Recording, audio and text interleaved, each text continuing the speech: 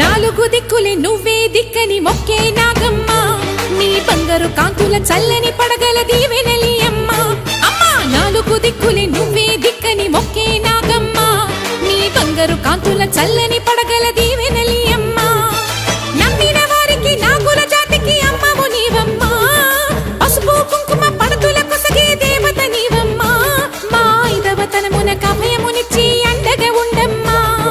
చల్లని చూపుల నాగమ్మ మా పిల్లల పాపల కాయమ్మ పల్లెకు తల్లివి నీవమ్మ